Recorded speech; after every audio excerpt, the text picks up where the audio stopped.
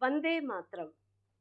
Hindutva is the base of the oldest surviving civilization of the world called the Indus Valley Civilization, also known as the Bharatiya civilization or the Hindu civilization.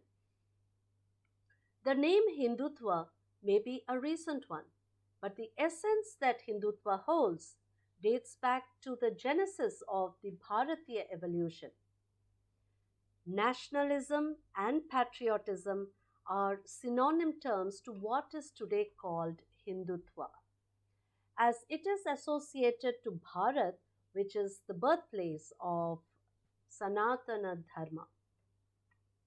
Bharat gradually began to be known as the land of Hindus somewhere after the 5th century BCE, the term given by the foreign invaders from the west who referred to the land, people, and civilization lying around and east to the river Sindhu, which eventually evolved the pronunciation Indu and over time became Indus. Hindutva is not a newly constructed concept but is an age-old emotion which got assimilated in the blood and vein of the Bharatiyas across ages. The Supreme Court of India uh, also held in 1995 that Hindutva is a way of life. This way of life has been adopted and accommodated in the land of Bharat since over 3000 years back. Protection of this assimilated way of life is the inclusive right of the land of Bharat and the prime duty of its citizens. The distinct identity of Bharat is the Sanatana Dharma, which are the directive principles towards a disciplined, cultured way of living with an ethical code of conduct, good administration, and fair justice.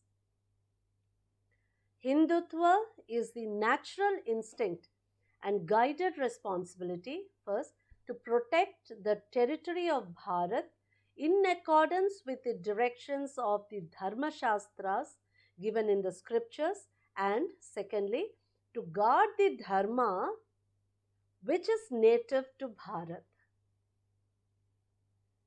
Hindutva can be best explained by the instance from Mahabharata whereby Arjuna asks his charioteer Bhagwan Shri Krishna to drive his chariot to the middle of the battlefield and halt it in between the two armies, the Pandavas and the Kauravas armies.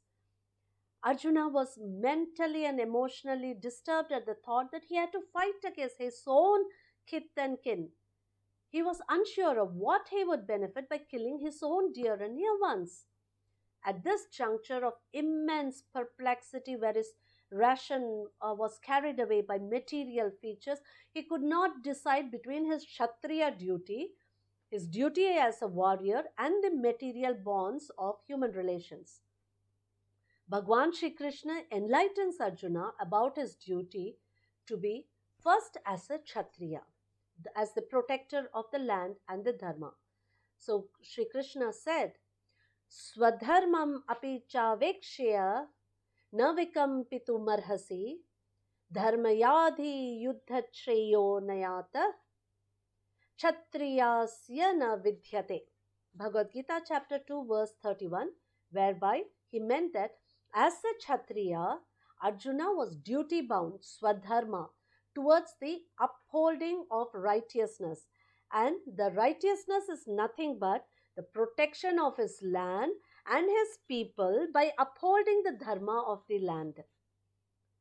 Further, in Bhagavad Gita chapter 18 verse 23, Bhagwan Shri Krishna explains righteousness as Niyatam Sangarahitam Araga Dveshataha Kritam Afala Prepasuna Karma Yattat Satvikam Uchate. That is, selfless actions without any expectations that are in the path of righteousness lead to goodness, and such actions of righteousness are guided by the scriptures. The main scriptures are the Vedas. Vedas are the roots of Sanatanam. Sanatanam preaches defending dharma of the land as the duty of the rulers and warriors. This is patriotism. This patriotism is today called Hindutva. The Gita Upadesam given by Shri Krishna to Arjuna in the battlefield is nothing but today's Hindutva. The moment Arjuna imbibed the Hindutva, realized his duty as a warrior and stood up ready to fight against adharma to safeguard the dharma of Mahabharatam, the great land of Bharata, and protect the Mahabharata, which is the land of Dharma, Dharma Kshetra, from the invasion of adharma, Arjuna becomes a Hindutvavaadi, as in recent terms.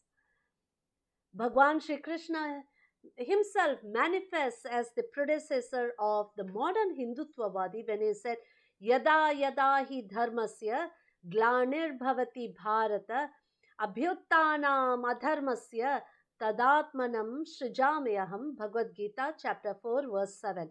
That is, whenever there is decline of righteousness, dharma, and there is growth of lawlessness, adharma in the land, the Bhagwan Shri Krishna himself would come to the earth to protect the dharma of the land. Now, a simple question to those who oppose, condemn, or rebuke Hindutva is, would you let any unauthorized stranger to enter your house, plunder the resources within your premises, make you his slave, or throw you out of your own house, and he becomes the master of the house to which you are the rightful owner? Or will you safeguard your house against such uninvited, unauthorized trespassers? Undeniably, you would protect your property to which you are rightfully entitled to possession and occupancy. The same sense of protecting the territory of Bharat and guarding the dharma of Sanatana Bhumi is called Hindutva. What is wrong in it? It is absolutely a positive factor and an essential factor too. Is it not the duty of the rulers and the citizens to safeguard the nation with its native cultural and traditional attributes? When the ancestors of Bharat had faced several hurdles to protect the dharma of the soil, it becomes the responsibility of every Bharatiya to preserve Bharat Bhumi with its native dharma for the future generations to relish, cherish the pride of the world's oldest surviving civilization, the Sanatana values of Bharat. This is Hindutva. Bharat Mata ki Jai.